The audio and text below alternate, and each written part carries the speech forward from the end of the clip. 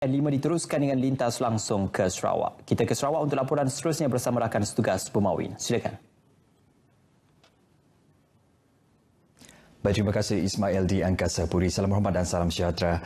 Projek perumahan kos rendah dan mampu milik perlu dilaksanakan di Miri bagi membantu rakyat memiliki rumah sendiri sekaligus menangani masalah setinggan di bandaraya itu.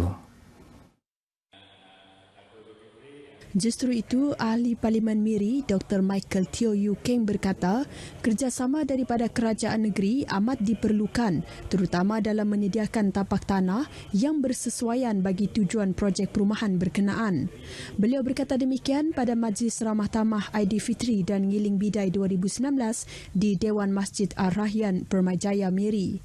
Katanya Kerajaan Persekutuan menerusi Kementerian Perumahan dan Kerajaan Tempatan sentiasa bersedia untuk merealisasikan hasrat tersebut sekiranya mendapat kerjasama daripada Kerajaan Sarawak.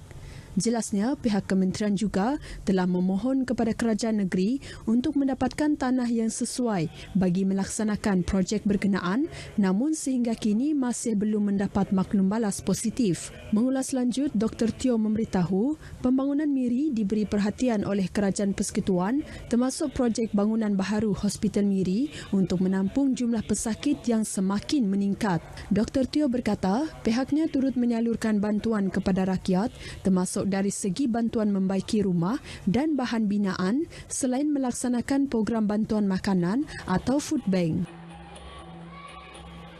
Negara Belgium sedia jalin kerjasama ekonomi dengan Sarawak dalam pelbagai sektor. Duta Belgium ke Malaysia, Tuan Yang Terutama Pascal H. Grigua berkata, antara sektor yang dicadangkan termasuk pelancongan, perindustrian minuman dan makanan.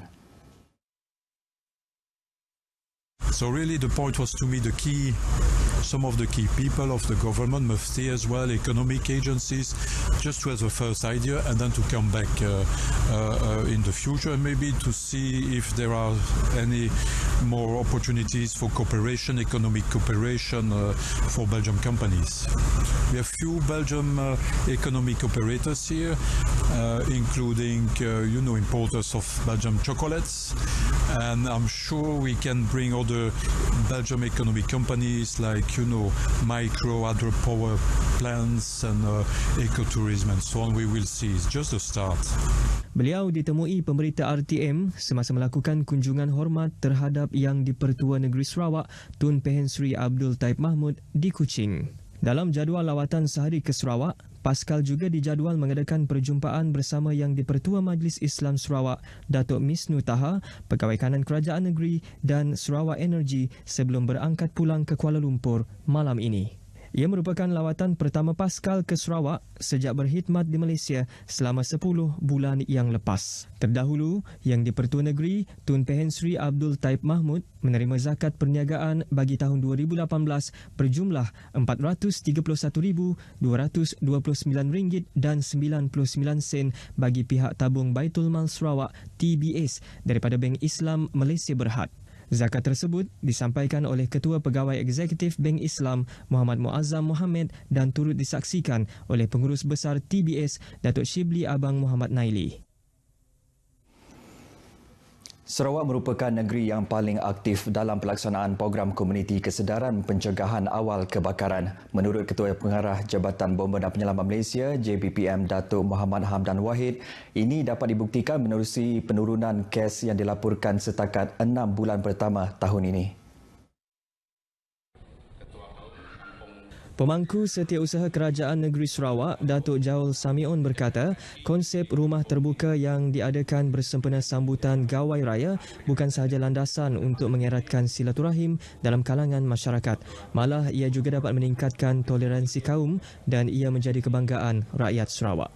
Beliau berkata demikian dalam teks ucapannya pada Majlis Sambutan Gawai Raya 2019 Zon Miri yang dibacakan oleh Residen Bahagian Miri Mastapa Julaihi. Datuk Jaul menambah, seperti mana perayaan-perayaan lain, sambutan Hari Gawai penting kerana ia dapat membina jati diri sesebuah etnik, menerusi adat dan tradisi yang turut menyumbang kepada semangat perpaduan di negara ini. Beliau turut percaya ketibaan Aidilfitri merupakan simbolik kemenangan kepada umat Islam selepas menyempurnakan ibadah puasa. Tambahnya, kemeriahan perayaan yang disambut bersama dapat menyuburkan semangat perpaduan apabila persamaan ditonjolkan dan kepelbagaian yang ada diraikan bersama. Sehubungan itu, majlis sambutan Gawai Raya yang diraikan merupakan contoh terbaik dalam usaha mengeratkan semangat perpaduan rakyat Sarawak yang secara tidak langsung membentuk semangat kerja berpasukan tanpa mengira kaum, bangsa dan agama.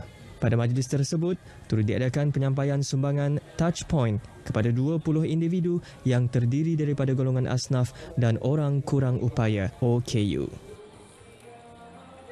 Perayaan Hari Gawai dan Hari Raya Aidilfitri yang disambut serentak memberi kelebihan kepada rakyat Sarawak untuk meraihkan kedua-dua perayaan itu sekaligus merapatkan lagi perpaduan dan keharmonian masyarakat.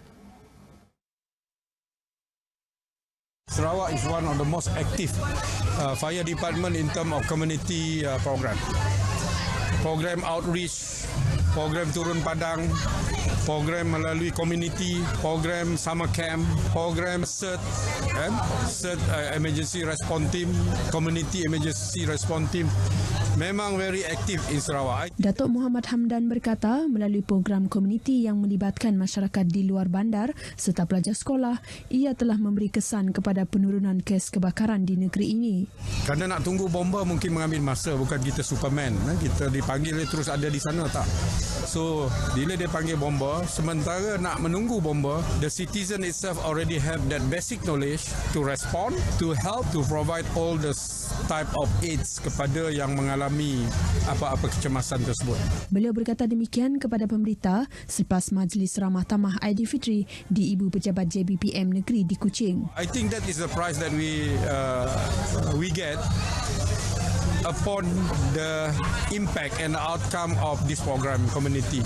Jadi kesedaran tentang kebakaran itu very high. Jadi people will tend to have that kind of knowledge whereby they can prevent things from happening melalui prevention measure. Tetapi sekiranya berlaku juga kebakaran sungguh pun sudah dicegah, then the damage is less. Berdasarkan statistik bagi 6 bulan pertama tahun ini, JBPM Negeri merekodkan sebanyak 4,514 panggilan kecemasan, manakala 1,432 kes melibatkan panggilan kebakaran, 2,982 kes panggilan menyelamat dan 124 kes panggilan tugas khas. Kesedaran menyantuni adat resam dan budaya kepelbagaian kaum menjadi pendokong kepada usaha pertubuhan adat kebudayaan Nusantara mendekati setiap kaum di negara ini agar tidak lupa asal-usul masing-masing termasuk masyarakat dari suku kaum Kiput di Baram, Sarawak. Penasihat Pertubuhan Adat Kebudayaan Nusantara PAKN, Tunku Azwil Tunku Abdul Razak berkata banyak keistimewaan dan keunikan setiap kaum di negara ini dan ia perlu diketengahkan kepada umum. Justru beliau menyarankan agar PAKN melakukan usaha di seluruh negara bagi menonjol adat resam sesebuah kaum ke arah memantapkan silaturahim antara pelbagai kaum bukan sahaja di Malaysia, malah ke seluruh dunia. Tujuan kami ialah untuk mencungkil di segi dalam negara kita sendiri, di Semenanjung, di Sabah, Sarawak, dan kalau boleh pun kita akan keluar ke Nusantara untuk mencungkil adat-adat kebudayaan lama yang masih wujud tetapi tidak dapat diketengahkan. Jelasnya aspek perpaduan dan kesepakatan juga dapat direalisasikan menerusi penganjuran pelbagai program adat dan budaya.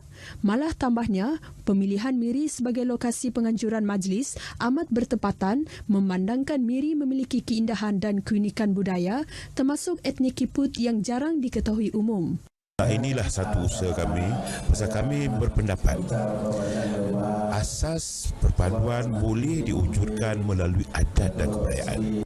Bagi pengasas PAKN merangkap aktivis kaum Kiput Sarawak, Dato' Sri Josephine Duyuk Tua, etnik Kiput yang dianggarkan kurang dari 10,000 orang perlu diketengahkan, terutamanya adat resamnya yang sangat unik. Jelas beliau antara adat etnik Kiput yang masih diamalkan ialah adat bertindik telinga bagi anak sulung serta adat perkahwinan. Adat Kiput ini dengan adat resam dia adalah berbagai cara adat.